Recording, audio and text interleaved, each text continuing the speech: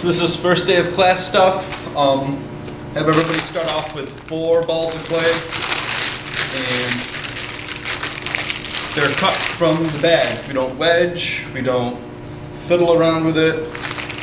I have them cut about 2.5 inches down, stand it up, and then cut that into 4. And I want them to make all the balls right now so that later on when they've got slimy hands, they don't make the balls then, because then you have slimy balls, and slimy balls don't stick to the wheel head. So we make the 4 balls just by patting in the corners.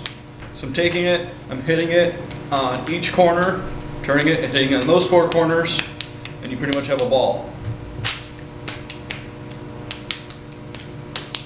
You got the 4 balls, and then you close it up in your bag, because if you leave these out and they start to dry, you're going to have dry spots, and that'll have hard spots and soft spots, and then as you're trying to throw, you're going to have issues with that, with spirals and stuff becoming off-centered. So magically, the clay changes color. First step is to get it on the wheel. So you've made a ball, you hit it twice, I'd already done that, and you want to kind of get it as close to the middle as you can. We're going to wet it, and the next thing I want to do is stick it to the wheel to make sure it doesn't come off. I'm not trying to center it now. If you push laterally on it at all, it's going to slide off or it's not going to stay centered. So what I'm doing is I'm going to wet my hands. I'm going to press with the meaty part of my hand here down against the wheel head. It's important that you don't push laterally. I'm just trying to get it stuck, so I'm just pressing down. And I want a skirt to form. So this part right here, see how there's no seam, or it's kind of like blended into the wheel head. There's no place where water can go underneath now. So now it's attached. Now we cone up and down. So I'm starting the center of the clay, the middle of my wrist and my elbow. My other hand is on the other side. I want to keep them apart. If they're next to each other, they're pushing in one direction. I want them pushing opposite each other to keep the pressures even. Keeping my hands against the wheel head, and I'm pushing towards the center of the clay. Clay goes up, I let go slowly, I wet it again, top to bottom, and I put the meaty part of my thumb on top, overlap my hands, and I press down into my right hand. Now my right hand, again, the center of the clay, the middle of my wrist, and my elbow are lined up. I'm pressing from my hip towards the center of the clay. Clay moves because you're pushing on it. It's going to go wherever you allow it to go. So right now, when I squeeze together, the clay can't go down because there's a wheel head there, and it can't go anywhere else because my hands are wrapped around. Now, what you don't want to do is pull the clay up. You just want to squeeze, and the clay will move up for you. Clay goes up. That's the same thing when you cone down. You want to make sure that you're giving it room to go where you want it to go, and stopping it from going everywhere else. So I want the clay to end up here. So I'm going to push down, and I'm going to push against the clay, but as I press down, I'm going to give it room to move out at the bottom.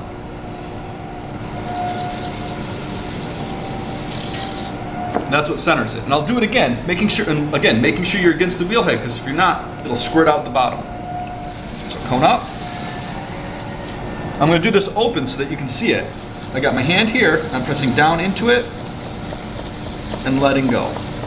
Now there are other ways to center.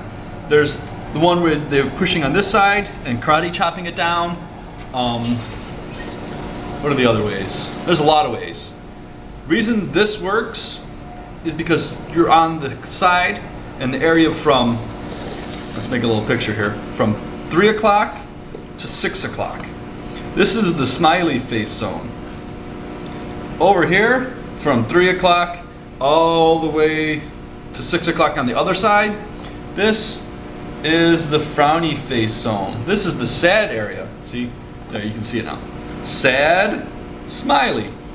When you're working, if you're applying pressure on this side in this direction, if it gets stuck or anything, the clay is going to move off, or your hand's going to move off the clay. And I will do an example here. We got our wooden knife. If I press like this, I just make a dent.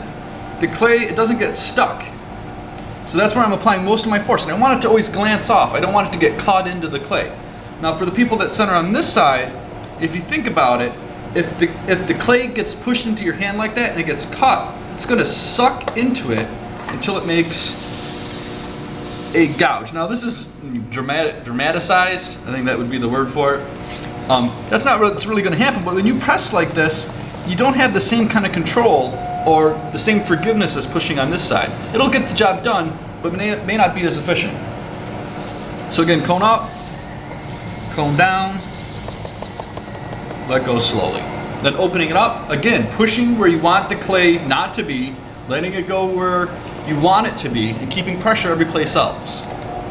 So I've got my hand wrapped around, so it's touching all the surfaces here.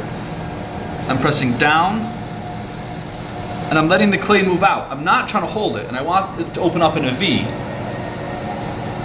So it opens up, and I'm not putting that much pressure on the outside. I'm just making sure that it stays in the middle. And then I'm going to move across. Now when I move across, I know there's enough clay here and everything that I don't need to support it. I'm going to support my right hand with my left, move over, and it opens up the bottom. I don't want to open up larger than a sponge. I want to keep it small or else you make a dog dish, and we don't want dog dishes right now. So it's opened up. Next step is really wetting the clay and understanding how to wet it. Now all the stuff that I have in my hands is really what you want on the clay. You don't want to be adding more water if you don't have to. So you start with adding slip, and you want to make sure all the surfaces are lubricated. To do that, you actually need to touch all the surfaces. You can't wet a pot by raining on it from above, or grabbing a handful or dumping on it, or just squeezing it out from a sponge. You actually need to touch the clay to make sure all the surfaces are damp. If not, and you have a dry spot, it'll stick every time it comes around, and twist it or pull it off more in that direction, or in a tangent to that direction where it's touching. So what we want is to keep it wet.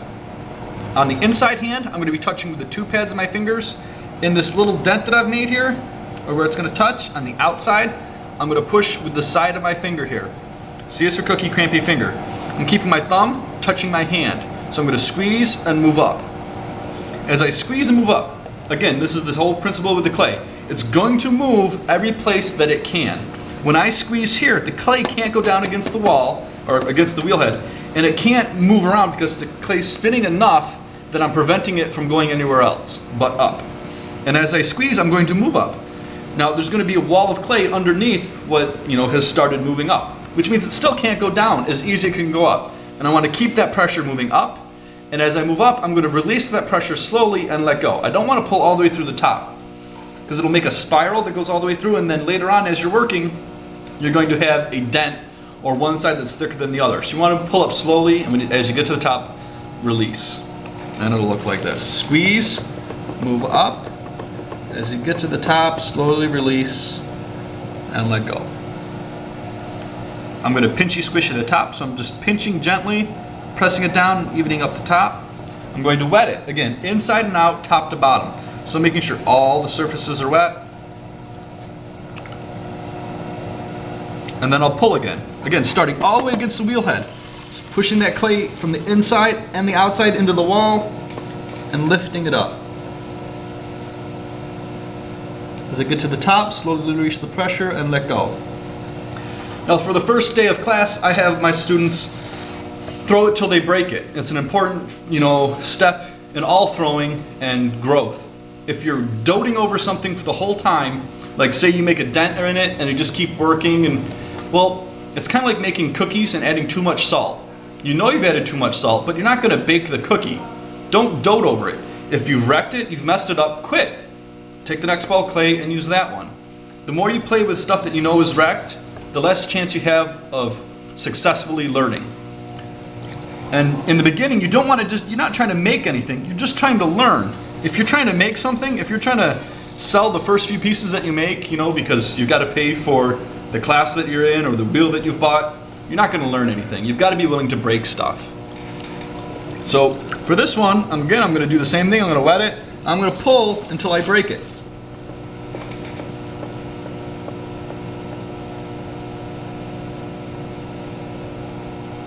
And there we go. And that was the goal. And don't be afraid to break stuff. You really got to do it to get better. And that's the first class.